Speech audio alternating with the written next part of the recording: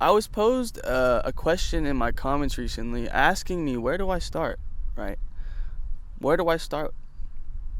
And it got me thinking, and I kind of wanted to reframe the question and ask, you know, when do you start, right? I think we all have a semblance of where we want to start, right? You want to try to start skateboarding, you're going to buy a skateboard and you're going to ride it. Or, you want to ask someone out. Okay, well, you have to ask that on a date. And we all have an idea of where to start. It's just a matter of when, right? What is holding you back from starting now, right? There's a saying, the best time to start is now. I believe that saying is completely true, right? There's no better time to start, especially when it comes to a dream or a passion, than when it's full of life, right? And the longer that we wait and we overthink about the end result of the thing we're trying to get, the more we get dimmed, right? The more the light starts to fade. And then you think things aren't possible. But in reality, if you just start them, and don't think about it, you're going to fall in love with the process of starting, right?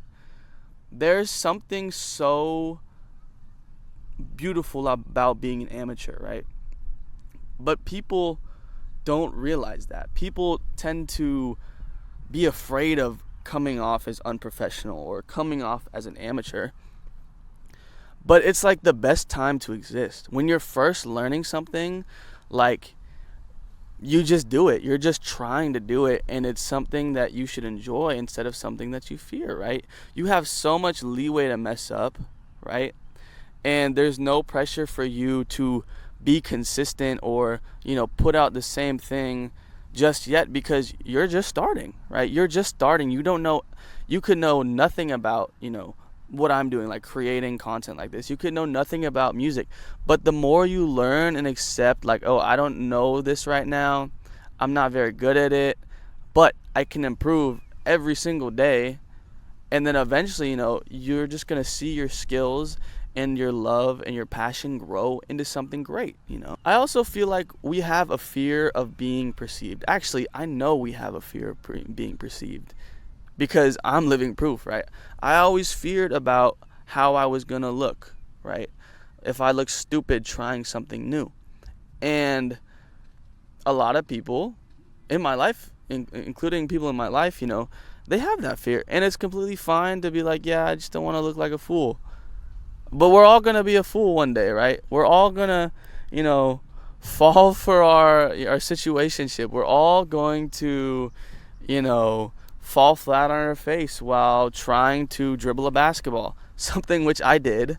And it's through these learning experiences that we gain humility, and we're able to look back at it and be like, wow, I'm really glad that I started, because then I wouldn't have, developed all of these skills or this love for this thing that, I eventually started to do. Other times we tend to wait to start something because we were waiting for the perfect moment, right? People always talk about the perfect moment. Oh, the stars have to align, the moon has to shine down on the water, and me and my, the girl that I really like are going to kiss, and it's the most beautiful magic moment.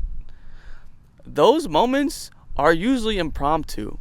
The moments that you look back on and you smile and you laugh about, or you really cherish, are often the moments that come from things not going your way, right?